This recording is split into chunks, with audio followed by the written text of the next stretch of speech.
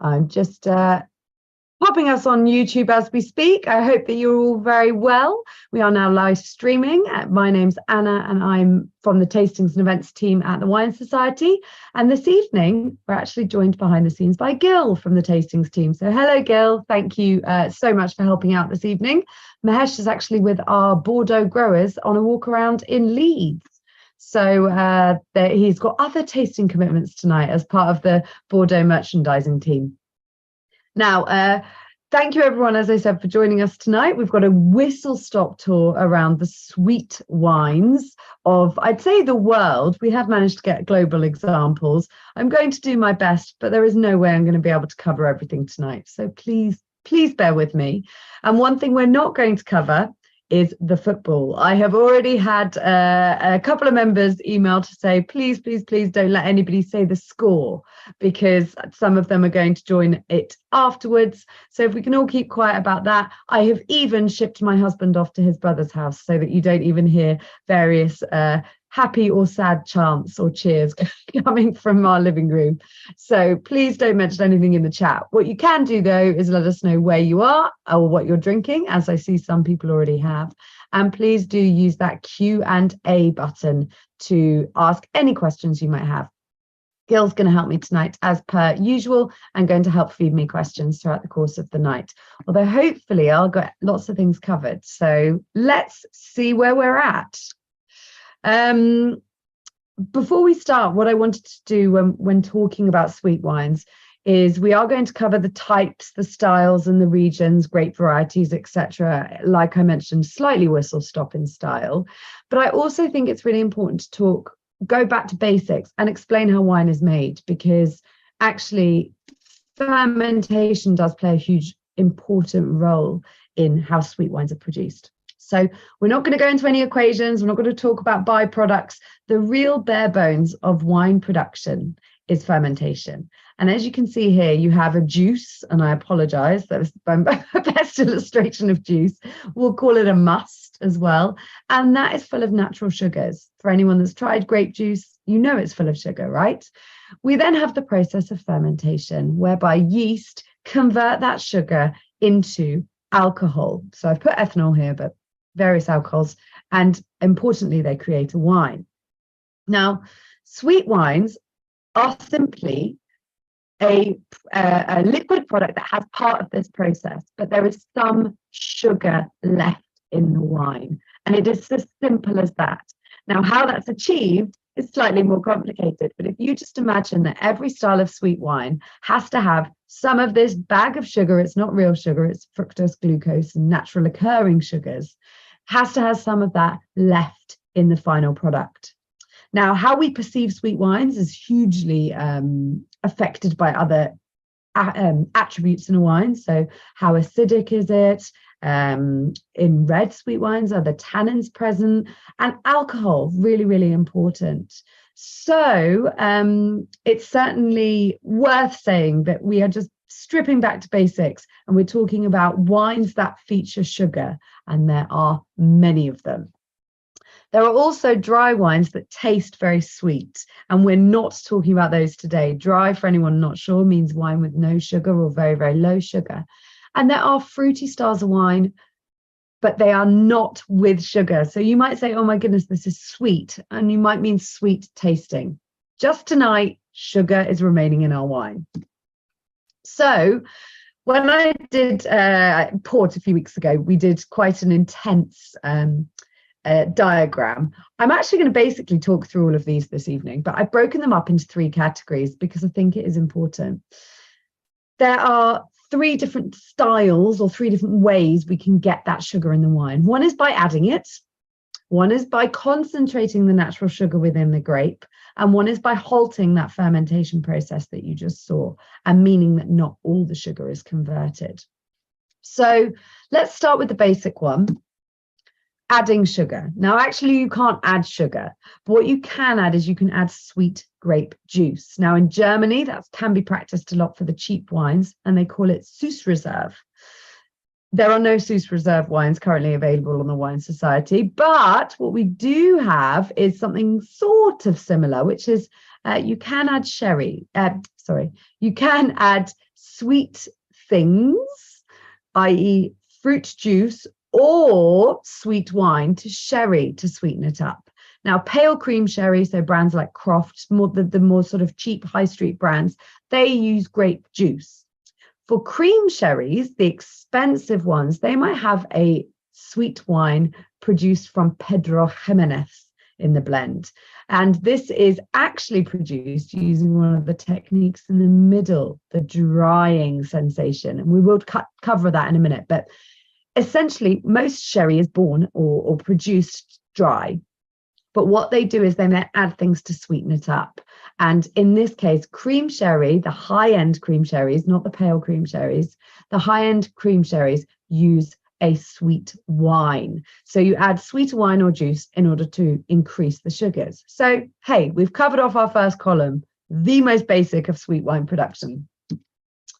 But what's next? The next one is about concentrating sugars. The reason I've put this slide back on is the aim of the game when you're concentrating the sugars in your grape is that you want to have more of this naturally to produce alcohol, but also some of this left over. So what do I mean by that? That sounds really complicated. The most basic thing to think about is if sugar's going in, your input, if you have lots and lots and lots of it, you can still produce alcohol, but have some sugar left over. So let's do some really simple maths. And this is the hardest. You're going to have to use the brain power all day. We are talking about concentrating those sugars. Right. If we have, I'll explain one thing first. Every 1% of alcohol in one of your wines has been produced by approximately, give or take a tiny amount, 16 grams of sugar. So it takes about 16 grams of sugar to produce 1% of alcohol. So let's do the maths. Let's say that you have juice or must, we just spoke about, so the left-hand side of your screen. So your juice started with, let's say, 200 grams per litre of sugar. You ferment 10%, so 10 times 16, you have used 160 grams of sugar to get that 10% ABV. You started with 200, you've used 160, you're going to have 40 grams per litre of residual sugar, so leftover sugar in your wine. Now, there are plenty of wines with that sort of residual sugar. There are demi-sec wines from the Loire, for example. But this is where the sort of scale of what we would consider a sweet wine sort of starts. By comparison, if your must, your grape juice, naturally had 400 grams of sugar per litre to start with, you still ferment 10%, let's say, but now instead of having 40 grams of residual sugar per litre left over, you have 240. And these are really, really sweet wines. So right here, we're talking about things like Tokai, one of the sweetest wines in the world. So really, this is about having sugar left over after you've produced a little bit of alcohol. Now, obviously, you don't always have to go to 10%, but this is what the winemaker can play with. How much sugar is coming in? What alcohol do I want to get to after fermentation? And therefore, what's my leftover sugars? So hopefully I've explained that to some degree, because this really is the column that's got the most variation of methods to get to this position, because all you're doing is concentrating that sugar section in the left. How do we get more sugars in the grape naturally? But it's got the same end goal. All of the methods I'm about to talk through are all about get sugar in the grape to have sugar left over once we've made some more alcohol. So without further ado, don't worry, we'll be tasting any second now. But without further ado, let's start with late harvest. It's nice and easy. It does what it says on the tin. You leave the grapes on the vine that little bit longer, because when we're growing grapes, what we do is that the sugars will keep naturally going up, and that's great for producing these sweeter wines. Bad news is acidity goes down. So as sugar tends to rise, acidity will go down naturally inside the grape. So we like colder places for producing this style of wine. That can moderate a bit of the acidity loss better, because it can retain some acidity in the cool evenings. And we also like high acid, naturally grape varieties generally, but there are some exceptions. So I've got here Auslese, which means selected harvest in Germany, and usually in the Moselle, Rheingau, but they're Riesling grapes, so naturally high in acidity, but they've been left on the vine a bit longer, so they've had the selected harvest.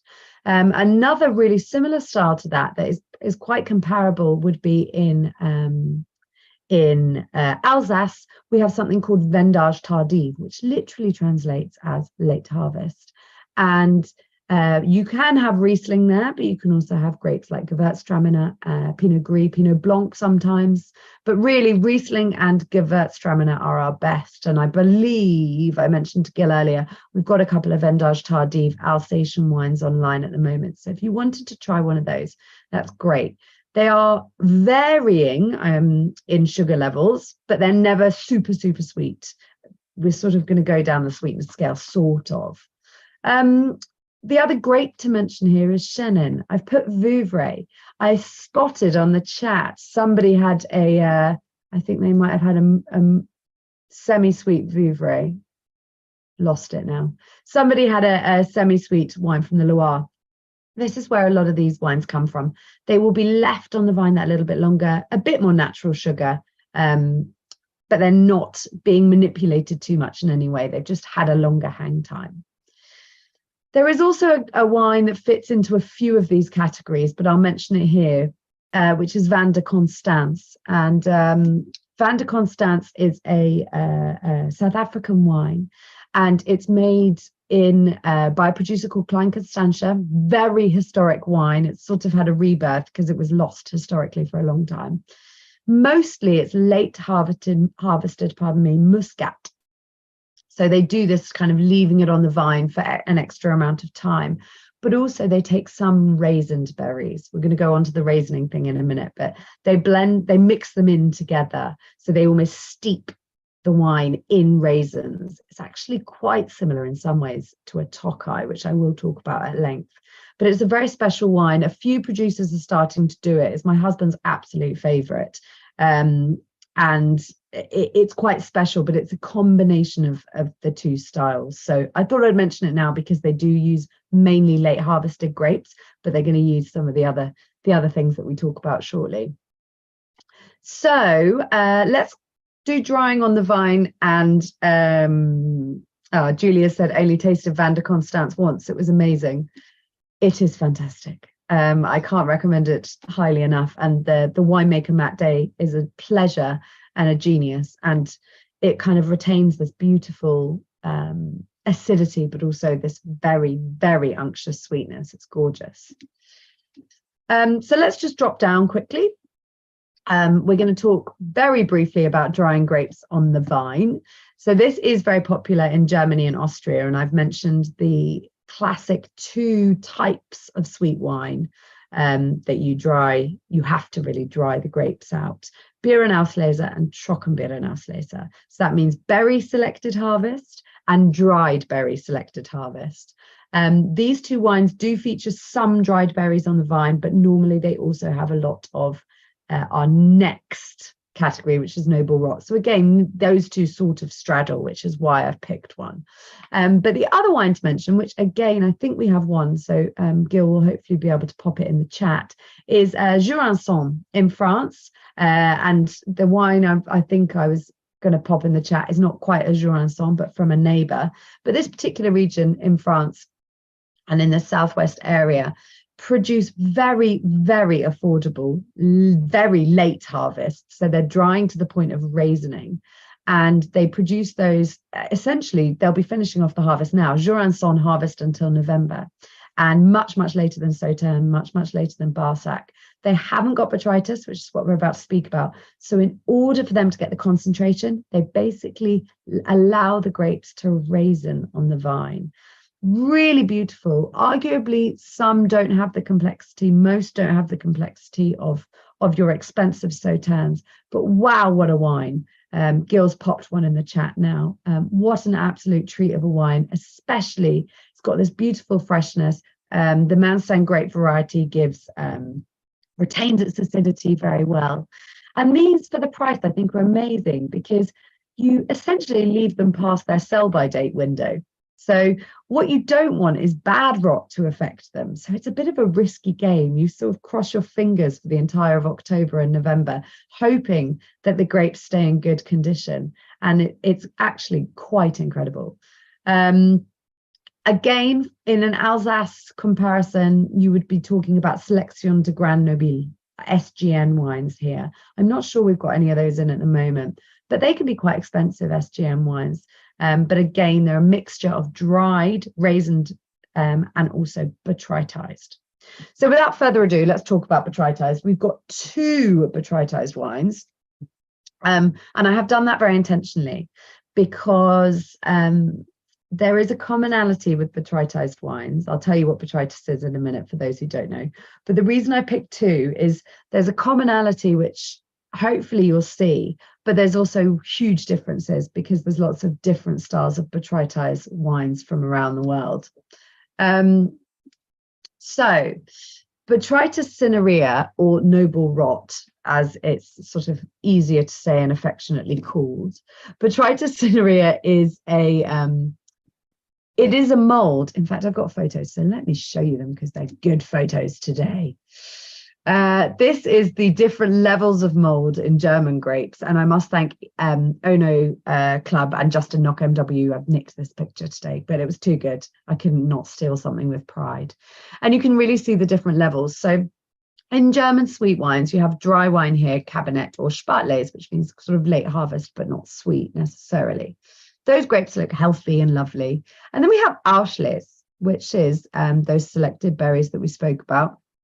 And these are, you can see, starting to get some rot on them. Beerenauslese, which is what we're tasting today. And then that has some botrytis, but not fully botrytized. And then Trockenbeerenauslese, which, as you can see there, is basically just a bag of moldy grapes, which is just amazing. So why on earth do we want to taste anything that's got this mold? Well, let's talk about why.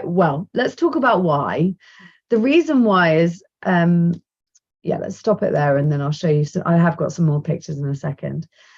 The reason why is Botrytis cinerea, it sits on the grape, as you've just seen. It pierces the skin and it dehydrates the grape naturally. That's great. However, it does something else as well. And we could go into huge amounts of chemical explanation. And I think it's probably worth doing a real focus on deep dive on botrytis, because it's so scientific and there's all sorts of chemical reactions going on.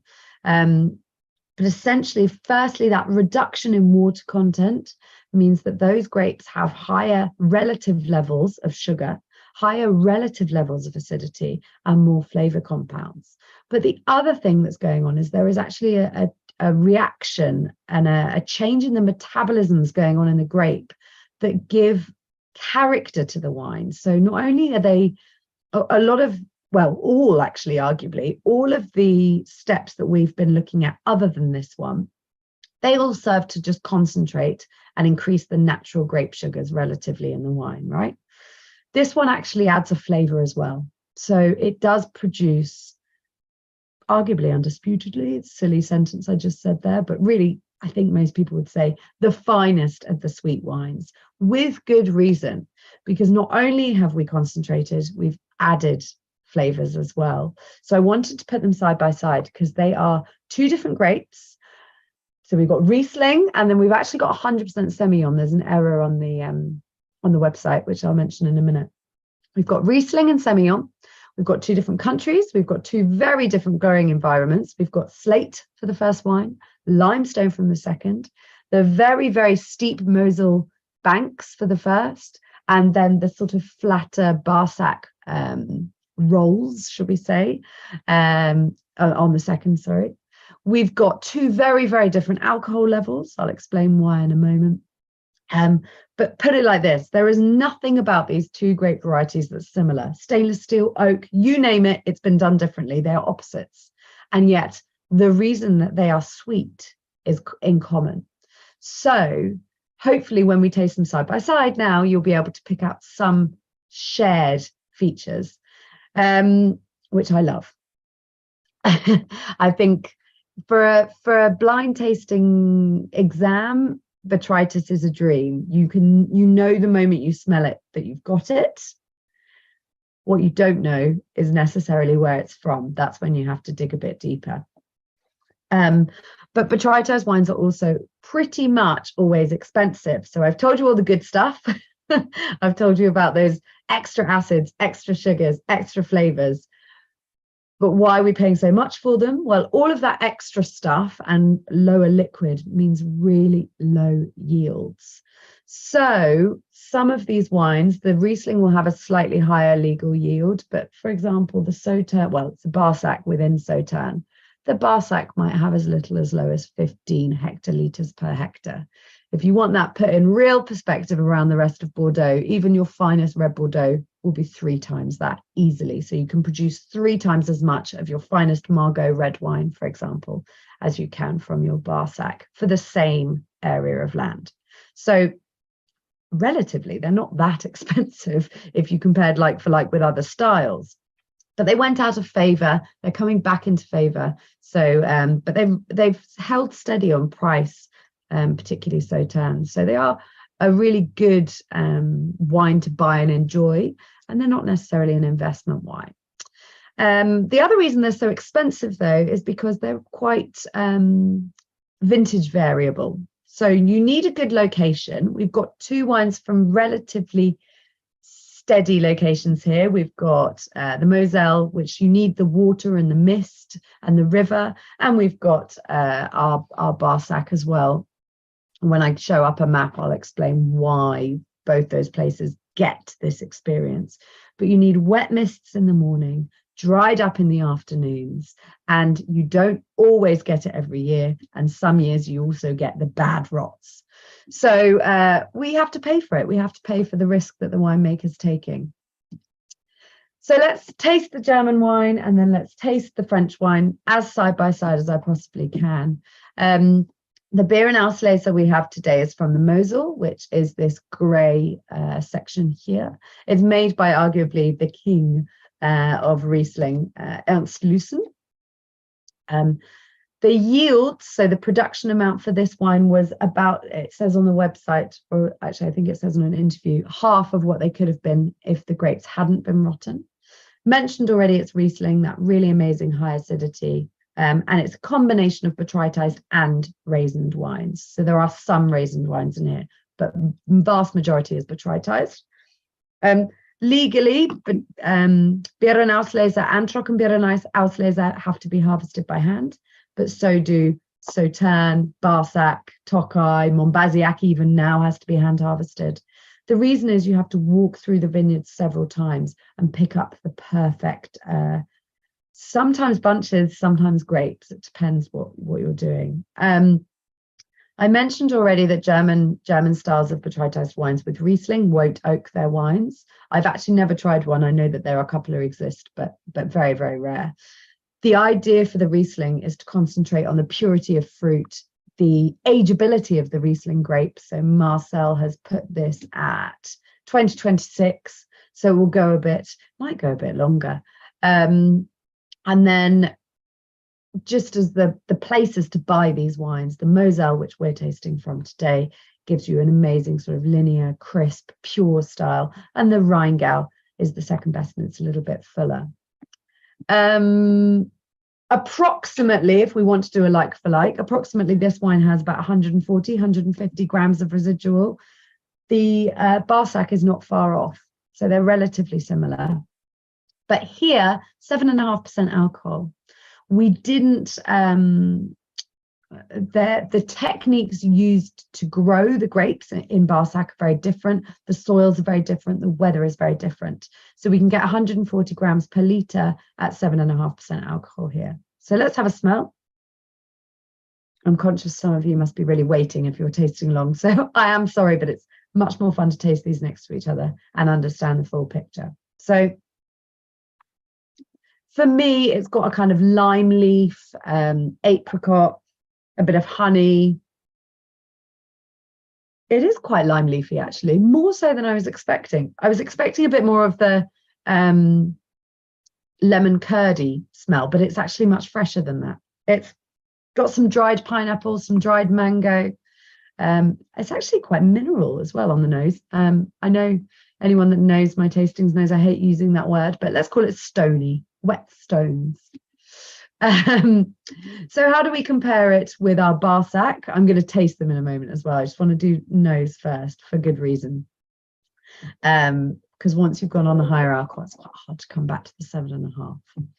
So the Barsac is a year older.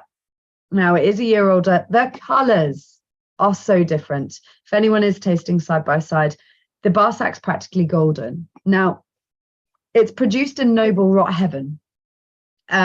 It's essentially the way that the rivers work is that you get a cool influence coming up the Garonne. And where the sea and the river sort of meet, you get these mists coming down.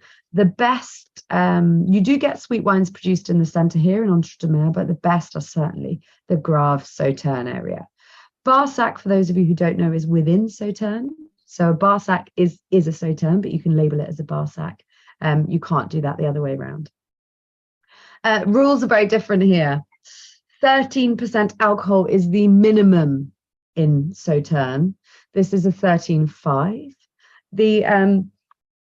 The grapes I mentioned also different. So here this is actually 100% Semillon. So it does say here 15% Sauvignon Blanc. They have done that in certain years. This particular vintage, I believe, is 100% Semillon. I need to check it, but that was what was on the tech sheet.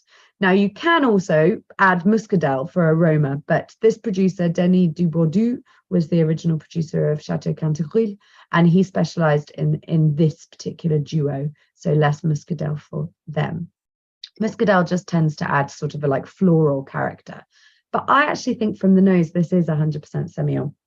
It's kind of bruised yellow fruits, lots of pineapple again, lots of ginger for me, and a bit more spicy. They have put this in a barrel, so it's had 1 year in oak, and that also sets it apart, and it has changed the colour too. For me, I get lots of orange peel, satsuma, but still that candied, concentrated pineapple note. Now, just please go back between the two, back and forward if you are tasting along. That dried mango and dried pineapple for me is what these two certainly have in common, and a slight touch of citrus peel. But there is on both for me, and it's not made up, that slight touch of ginger, that really little touch. I always find botrytis wines remind me of kind of a candied Christmas cake, but not the dense red fruity bits, but those sweet candied orange peels, really intensely actually. Tim Jones is drinking the 2017 Lucerne still fresh with a touch of lime. I'm sure, yeah. And Julia said maybe because it's relatively young, we're getting that lime leaf. Absolutely. And both of these wines, Semillon and Riesling, sweet versions, will continue to age in the bottle. I think I've had a question on age. How well or not do they age? So I'll answer it now. The main thing I would say for sweet wines is that you should, this is going to sound very crass, but cheap and cheerful sweet wines will be made from higher yields. So you'll be getting more, higher levels of production, higher liquids per plot. Those won't age as well. They won't have the intensity. Now, Riesling, often when it's young, doesn't feel that intense, but just as a grape variety, it does these magical things as it ages. So when you do taste them, if you think, oh, that isn't built to age, you do need to think again with Riesling. But often the price will dictate. So I mentioned Monbazillac earlier. Monbazillac actually it's not on that map. I don't know why I was about to show you. But Monbazillac is not far, pardon me, from Sauterne. It's just further inland. It doesn't get all of the Sauterne and Barsac constant and regular botrytized notes. It doesn't always get botrytis every year. And so therefore, Often it's blended with the dried berries. Now we do have a Montbazillac that I am in love with, that I often buy if I just want a sort of friendly, cheap. I warned Gil I was going to mention this because I just think affordability is off the charts. I'll email it around tomorrow as well. It's a lovely wine. When I was teaching at the wine school in London, I used to use it all the time as a great example of a kind of beginner's sweet wine, but it's also just the sort of sweet wine you can have in the fridge and keep it open for a couple of weeks, and it doesn't matter whether you drink the whole thing or not or whatever. But I would never dream of aging a wine like that, because it doesn't have the intensity, it doesn't have that kind of concentration. Both of these will age well. If we were buying Chateau Yquem, which is the top of the sweet wine tree, it is the only first growth sweet wine in Bordeaux. If we were buying that, for example, then of course that's going to age longer. So I can't give you a definitive answer, but I can tell you the sorts of things that will happen to the really good quality ones. The Riesling will often go very honeyed. So it will go kind of far more honey and lemon, almost like a honey and lemon drink, which is amazing, and concentrated candied lemons and all those sorts of things. Semillon tends to go, for me, a bit woolly. So it smells a bit like wet sheep, but in a nice way. It goes quite stony, but both of them will also get even more concentration on those pineapple, candied mangoes, dried mangoes, those sorts of flavors as well. So you just get this intensity. And a bit of white pepper, I find, on both, but it depends on the winemaker for those. So I am going to finally taste them now. Remember that 7.5% is not going to feel as rich, but that's not what it's designed to do.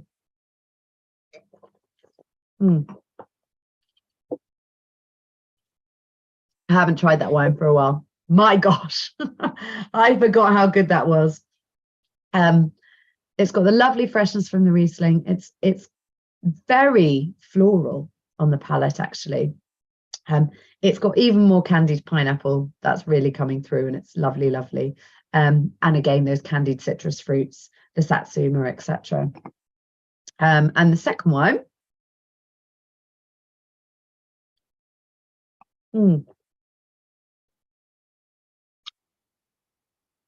so interestingly for me, that's much more savory. It's probably a little nuttier from the barrel aging. It has got that ginger spicy thing coming through it that certainly the first one did not have as much of. Still got the candied pineapple almost on that one, actually.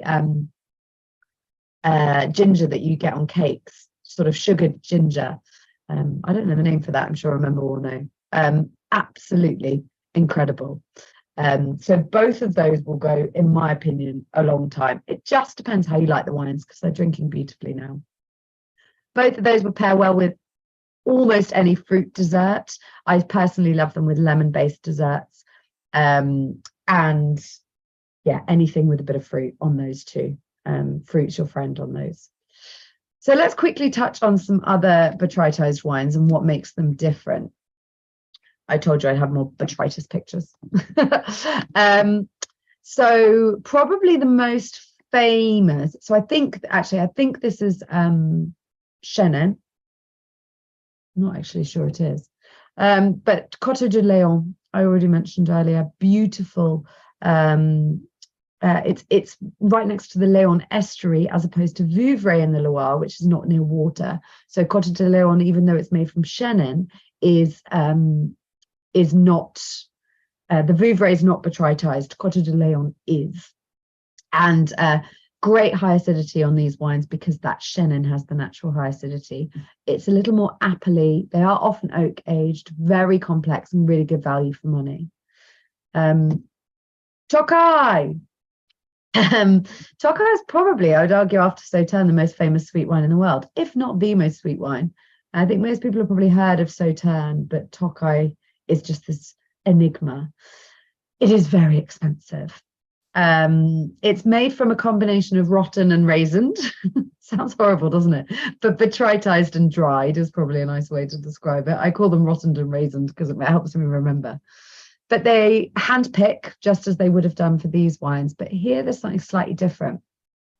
in Tokai, they set the wines, these kind of grapes aside, and they call them azu. And essentially, they're completely desiccated. There's almost no liquid in them. And the more azu you add to your blend of wine, so you basically start fermenting a sweet wine anyway, well, it's actually a kind of off dry wine, and then you add these azu berries in, and what's happening is during the fermentation they almost sort of suck, they draw out, during fermentation the liquid draws out incredible sugar and flavors from these grapes. The only thing I can remotely compare it to is adding stock to a stew.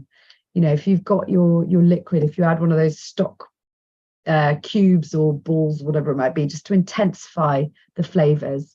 That's the only thing I can really compare it to. There's nothing, it's not like we've talked about brewing a tea. It's not quite like brewing a tea because you've already got a liquid going on. Amazing wines. There are some very famous ones, but my goodness, they're expensive. And the more of those dried azu you add to the fermenting wine, the more your putinhos ups. So you get different levels. I think they used to be 6 and now they've brought it back down to 5. But my goodness, it gets confusing. But the more of those berries you add in, you up the level. So someone's just said crystallized pineapple is what I'm looking for. I think it was, but also crystallized ginger. And that's it. Yeah, those two things. That's both of those wines for me. And Tokai would be. In fact, Tokai is often spiciest of all. So it's really gingery. It's made with a variety, can be made with a few, but usually ferment, which is very high in acidity again. So of all of the sweet wines from botrytis, Tokai often for sugar has the highest acidity, but that does depend on where you're growing in the Moselle, because Riesling can top it. Oh, somebody said they went to Hungary about a month ago and they had the six putinhos. Yeah, I think they still make it, and they also make some amazing thing called essentia, which is basically pressing those raisins. And then they press those raisins, and it's so hard to press, it takes them months to actually just get anything out of them. It's like pressing a stone. We don't really see essentia in the UK, sadly. It's made in such tiny quantities, and I think they've stopped exporting 6, but I really could be wrong, so don't hold me to that. But it's certainly very rare, and I'm very jealous of you, Louis, for having just tasted it. And then, yeah, I will mention Monbazillac again. Gil has already shared the final, my final suggestion on that. But Monbazillac is such a good alternative, and they've banned machine harvesting there now, so it's really on the up in terms of quality.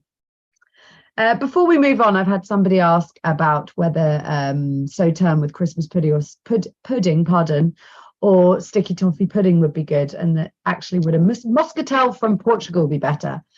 Personally, Sauterne is lovely with sticky toffee pudding, but it's not my favourite choice. If I were having when I say fruit-based, I don't think I really mean as many dried fruits. I love things like pineapple upside down cake. My gosh, that's good. Even banana bread and these is better because it's more tropical.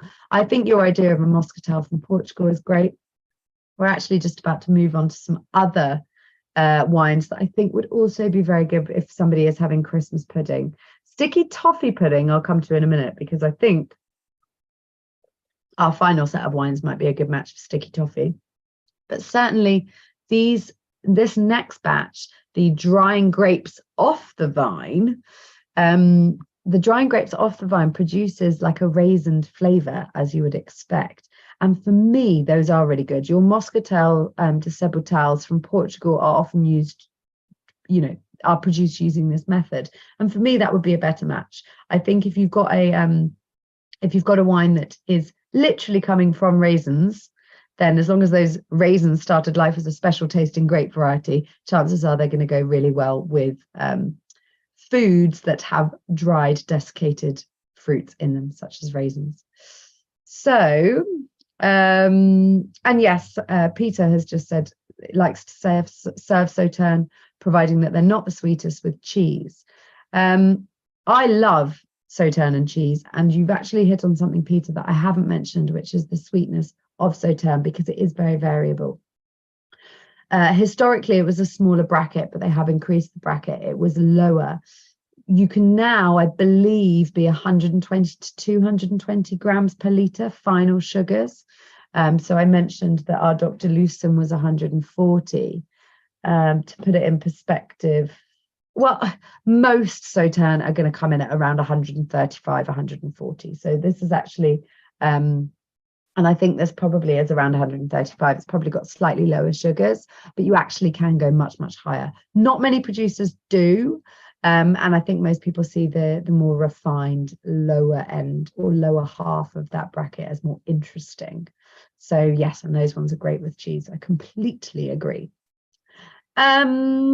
So sorry, drying grapes off the vine. Now this is probably the most romantic one for me. It's nice and simple. Instead of picking them, you keep them. Instead of pressing them when you've harvested them, you produce raisins with them, like I said. Now there are a couple of ways of doing it. So these are, and I think they look like it, Vinsanto grapes from, well, not Vinsanto grapes, sorry, but making Vinsanto from Tuscany. So in Tuscany, what they tend to do is take, you'll see here, the whole piece of the vine off, and then they hang that on long lines, and you can see the grapes starting to raisin, which is absolutely beautiful. They just look amazing. Often Vinsantos are then barrel aged as well. So this is a very traditional way of doing it. You'll often find this style of wine in general called straw wines. And this is a very modern high-tech version, but in the olden days, you'll see here the straw mats underneath. They're either straw or bamboo to allow enough air. Both of these methods allow enough aeration and enough circulation of air so that the grapes don't rot. You just want them raisined, not rotten on this one. Because at this point, you're going to only get bad rot. You're going to get nasty molds that ruin your entire harvest. So you need that air. And that's why they're often called straw wine around the world. This is actually a very high-tech straw mat situation. It used to sort of be in an old shed with some mats and some leaves. But as you can see here, things have improved. In Italy, they call this the appassimento method or technique. And the most famous wines produced using this technique are Recioto wines. So I think someone's just mentioned Recioto going with Gorgonzola. That is a combination and a half. So Recioto, there are two very famous Reciotos. There's Recioto de Soave, which is made from Garganega, which is a white grape. And then there's which is literally the Soave wine, but a sweet version. And then Recioto della Valpolicella, which is Corvina-based blend, much like your Valpolicella or your Amarone wines. And again, it's sweet. That one, Recioto della Valpolicella, is one of the only unfortified sweet red wines of the world. They're quite rare. So amazing. We've already mentioned the Muscat de Sebutal, but there are also lots of these wines in Greece, very, very popular, particularly Santorini. They're found in Austria, not Germany. Germany has its little, let's see how long it can hang on the vine and what it gathers. But in Austria, they do make straw wines, very nice ones. It's also worth mentioning, since we're talking about the drying of grapes off the vine, that Pedro Jimenez in sherry is also produced this way. And they actually often dry them on the floor. Because it's in the vineyards of southern Spain, anything goes, I think. But the amount of sugar in Pedro Jimenez is it's probably the most, other than a couple of Rotherglen Muscats. And the name escapes me of which the top Rotherglen Muscat is, but Pedro Jimenez can be between 300 and 400 grams of sugar per litre. So we've got here, the ones we've just tasted, we're talking about 130 to 40, 50, and, double it and some for Pedro Jimenez. If anyone's ever tried it, you'll know what I mean. And if you've not tried it, it's basically, the grape variety is called Pedro Jimenez. It comes out like inky black tar, And it's the grape I mentioned earlier you blend into your cream sherries, not pale creams, but your cream sherries to sweeten them up. But you can buy it by itself. And it is unctuous. It's like pouring, liquid gold or liquid brown. But the best thing I can recommend is it is delicious on ice cream. It sort of acts like a sauce. As if by magic. I've just seen PX is a sauce and not a drink. So there we go. I was just saying the same. It is unbelievably thick. So that's sort of the ultimate dried grape off vine style. Now, last but not least in the concentration section is ice wine or ice vine, depending on your country. So ice vine, the German spelling, it originated in Germany, very popular. These are actually red grapes. You can get red ice wine. It's not as common, but I've found it very hard to find a photo. Actually, they're not particularly attractive, should we say. But it's now popular in Canada and China. And essentially, ice wine is, I don't know if I'd call it the least interesting, but it feels like the laziest way to concentrate the sugars. But actually, it must be so terrifying if you're an ice wine producer. You genuinely just leave all of the grapes that you have worked so hard to make sort of perfect over the growing season, and you leave them for winter, and you let them freeze. And what you do is you want to freeze them so that the liquid inside, once frozen, when you press, there's certain temperatures, depends where you are, what temperature you press your ice wine. When you press the wines, what temperatures you pick to then press. But when you press them, the frozen water stays on the press or within the press, but little bits of liquid with very concentrated acid, sugars, flavors, they come out. So the principle is very similar, but all of the others we've been talking about kind of, rots and drying out. Here we're talking about freezing. Now you can cheat and freeze grapes, but it's quite frowned upon. So the top quality stuff, they will let it happen naturally. And you have to use high acid varieties, because let us not forget, as those grapes are sitting on the vine, the acid is just going down and down and down. So you need to make sure that acidity is tip top. So Riesling, very popular for the German styles, but also a great variety called Vidal Blanc, which is a special hybrid and genuinely produces lovely, lovely examples. Somebody's mentioned about having Canadian colleagues that rave about it. I think we've got Gil's going to pop up. We have got an ice wine on sale at the moment. They're just so rare and in tiny production. So if you do get a chance to taste one, if you want to dabble and try the one that we've got at the moment, I do recommend them. They are unbelievably complex. But what's amazing about them is, I mentioned earlier, there was one style of wine where the acidity and the sugar are so much in balance. I think realistically this is it for me. It's kind of the unicorn of the sweet wine world. It does sometimes, but it doesn't tend to be oaked, so you will get more of that purity of fruit. But the reason it's so expensive is it's teeny tiny production. I mentioned you are picking in the cold, often in the dark, and you've got all of your grapes at such high risk. The longer they stay on the vine, the longer something could go on. So of course it's very expensive. Now with all of these methods, but particularly the latter, well, mainly the latter ones, actually, not all of those top ones I mentioned earlier, but with all of those, the ice vines, your sauternes, your beer and auslesers, mostly the sugar is so high that the yeast simply can't keep going. They can't keep fermenting all of that sugar into alcohol. So they either get sluggish or they die.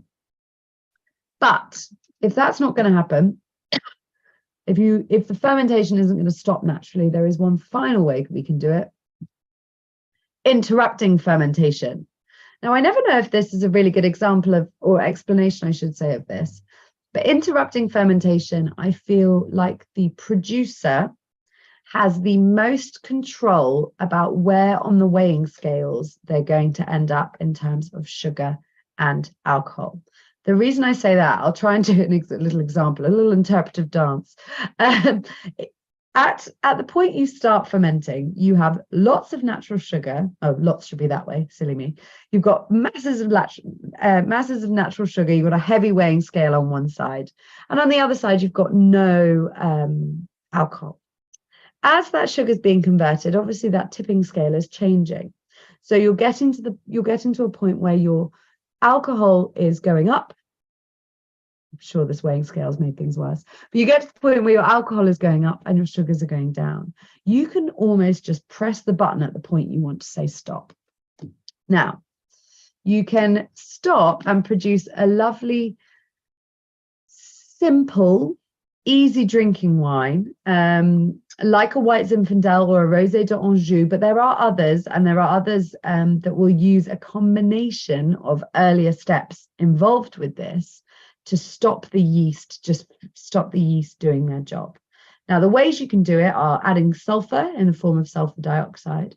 You can chill it right down, so you can basically stop the yeast working by making them very, very cold. But both of those, realistically, afterwards, you're then going to want to filter the yeast out, so remove it from your product. You don't want it to start re-fermenting. They're not very stable, basically. They are very affordable, though. This is an incredibly easy way to make sweet wine. So it's worth mentioning, and there are some good wines using this, but mostly they're sort of your entry-level sweet wines. But the second way you can do it is through fortification. Now, this technique is probably the most aggressive in changing the fundamental DNA of your wine, right? You are changing. Kevin asked earlier, how is Muscat de Baume de Venise made? Just to let you know, Kevin, this is how, just before I get started. And I will explain it specifically because it's lovely wine. But all fortified wines, so here I've written port, all port is sweet, with no exception. Some are drier than others, but there is some sugar left in all port. So this applies to all port. To sherry, it only really applies this particular stopping fermentation with an alcohol, i.e. fortification, only really applies to the dolce style. So we do actually halt production of sugar being produced to alcohol in the dolce style of sherry. Madeira, there are varying degrees of sweetness. We do on 3, some arguably 4, but for the sweeter styles of halted fermentation to get sugar or retain sugar, you want to be looking for Malvasia or Baul. VDNs, which are your Vin Doux Naturels, including your Muscat de Baume de Venise, but amongst others, it could be your Maury, Banyuls. Those are the fortified sweet wines of southern France, and there are a huge range from white grapes, pink grapes, even red grapes, unoaked, right through to Rancio that have been in demijohns. So Vin Doux Naturels, a huge amount. Muscat de Baume de Venise in particular is a range of Muscat grapes. And they do vary in style, but they tend to be on the fresher side. And then you also have things like your Rutherglen Stickies, which are Northeast Australian, some cheap and cheerful, but mostly expensive now. Serious port replicas. And then we have other port style imitations. I think saying a Rutherglen Muscat's actually a port imitation would be a bit unfair because they have their own style. We've got a port style imitation from Australia, which is fantastic. But I just wanted to explain what's going on here. As the sugars are fermenting on all of those styles of wine I've just said, as the sugars are fermenting into producing alcohol at some stage, whether it's 10 degrees with a little bit of alcohol spirit, or whether it's like port at about 2% alcohol with a whole host of spirit, they stop the fermentation. The earlier you stop it in the process, the higher the natural sugar will be. So we've got a wine here, which is the Wise One Tawny style port from Australia. And this one has had the fermentation halted very early. And we'll tell that by the lovely sweet flavors. It's made in Langhorne. Now, Langhorne is, bear with me, let me get my map. Sorry. Computer says no moment there. Oh, I can't see the screen. So Langhorne is here. Again, it's this grey colour, slightly inland, but also on a coastal area. It's got a bit of elevation. So it is actually cooler than some of the areas around it, which means that it has beautiful freshness. And here it says that it's a blend of Grenache, Shiraz, and Verdeo. That is certainly the dominant three varieties, but it's worth saying that it has got some Tinta Madeira, Tinta Roriz, which is actually Tempranillo, and Torrega, which are the varieties that do go into port. So it has got Grenache and Shiraz and Verdeo, which is more of a Madeira grape, but it's also got the port grapes in there as well. So it's got a beautiful combination. You'll see it's got a bit of greening. This is aged in old oak barrels that were stashed high into the rafters. So it's a sort of port imitation with a Madeira twist. It's the hot roof would have encouraged evaporation and got it even more concentrated. So not only did we stop the production, we dosed it with alcohol to keep the sugars and a little bit of alcohol. We've then actually concentrated it further through evaporating off some of the angel's share, as it's called. And it is madly complex for £11.50. I can never understand how this wine gets so much complexity. Not only it's also got age. It says a non-vintage, it's a blend of several years, but the average minimum age of these is 7. So there is a lot of age in this and development. And we're going to go full circle to whoever asked me about the sticky toffee pudding, because for me, this is the sort of wine that's going to go a bit better with sticky toffee pudding. You've got a real intense nutty character, but it is sort of toffee, caramel. It's cocoa, nuts. It will go with chocolate, and I did it for a chocolate pairing last year. I used it, which was fantastic. But for me, it also goes with, it's going to go, gosh, I think I'd even pair this with baklava. Somebody said last year this didn't stay long in the bottle, so drinkable and well worth paying for. It really is. On its own, too good for the puddings. There we go. It does go with puddings, but again, this is where things are so different. There's not a hope that I would ever dream of pairing this with a kind of lemon meringue pie or a pineapple upside down cake, as I mentioned earlier. Very, very different in style. And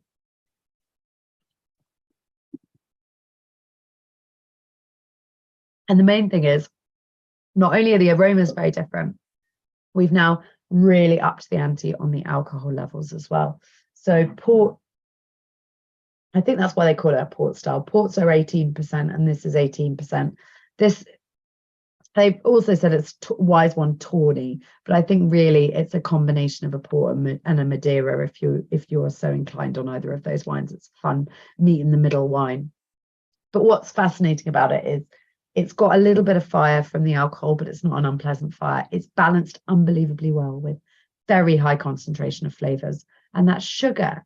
And we're going back to right at the beginning. I mentioned that there was your perception of sweetness in wine is going to change based on the other components.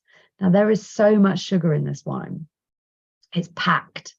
But for me, first of all, the flavors are more savory. You've got that nut and kind of almost like a cocoa rather than a chocolate. So the flavors are more savory, but also because the alcohol is higher, because there is, I wouldn't call it grip, but there's a different kind of mouthfeel sensation, slight bit of glycerol. The glycerol, I would say, was in the Sauternes, but this even more so. Because of all of those things, doesn't feel as sweet, which is obviously a bit of a confusion. And I think that's going to be my parting thought for the evening. The sugars in sweet wines, when you pair them correctly, drink them at the right time, at the right temperature, they are hugely different to, you can change a sweet wine, I think, more than any other wine. A sweet wine needs to be at the right temperature. It needs to be in the right glass. Often a lot of people drink things like port or sweet wines in those tiny dinky glasses. Don't do it. Allow the wines to breathe. I've put all of mine in wine glasses tonight. A lot of them have these beautiful aromas. Don't put them in the small glasses. Everybody does it. I don't like it. But if you do serve these wines correctly, they completely change. So some of it will be about experimentation. I've offered up a few pieces of advice throughout the course of the evening on foods in particular. But also the other thing is, don't be afraid to try them with savoury foods. Yes, sweet wines are great with sweet things. We mentioned cheese earlier, particularly blue cheeses tend to lend themselves very well to sweet wines, but there are other foods as well. I find anything with a bit of nut and that oak aging works very well with tapas, but particularly almonds and walnuts at the beginning or end of a meal as a snack. But also we had oh my gosh, his name's escaped me. Why am I going so blank? It will come to me. I'll send you a link. We had a lovely event with a specialist in Sauternes who recommended all sorts of things from sausages to goodness knows. And for me, the one that's really stuck with Sauternes is spicy food. I feel the same about Riesling Beerenauslese. Try it with a Thai curry. Surprise yourself. These wines are in decline, and I think they're in decline because people have boxed them into an occasion, and actually there's plenty of occasions that you can enjoy a sweet wine. So I am conscious I've run over, so I do apologize. Just on a final 2 points, Tim said, I don't normally chill port. Do you suggest it for vintage port? Not for your vintages. One thing about this one is it's not got any tannins. You need to be really careful about chilling tannins, that drying sensation in the mouth, because they will go quite bitter and they go sort of a weird flavor if you try and chill them. So don't dry anything. I don't keep saying that. Don't chill anything with lots of tannins, but other than that, I would experiment. The best thing you can do as well is pop it in the fridge and then try it now, try it in half an hour, try it in half an hour after that and see what you like. Peter said that this Aussie Tawny is best chilled in the fridge. Yes. He said Tawny Port better, a bit warmer. Up to you. I actually love my Tawny Ports chilled, but it's the younger ones I tend to prefer chilled. So my 10s and my 20s, my 30s and my 40s, I think are better, a little bit warmer than fridge. Cool. Gosh, how did we do it? I'm 3 minutes over. I'm so sorry. I will deep dive into botrytis. I think that would be really fun and challenging, actually. There'd be lots of lots of science, I think, but I think it would be a really fun exploration into why it works, where it works, etc. But other than that, the best advice I can give you is to keep exploring sweet wines. There are so many, and I think it's a shame to just keep drinking the same ones over and over again. We've tried 3 relative classics tonight. I happen to think, the Wine Society offer the best selection of really quirky little sweet wines as well. So keep your eyes peeled. They're often not very expensive because they're less universally popular. So cheers. Thank you to Gil behind the scenes. I hope that he's going to get a chance to enjoy a glass of something sweet now. And I hope that the rest of you have a lovely evening. Thank you all.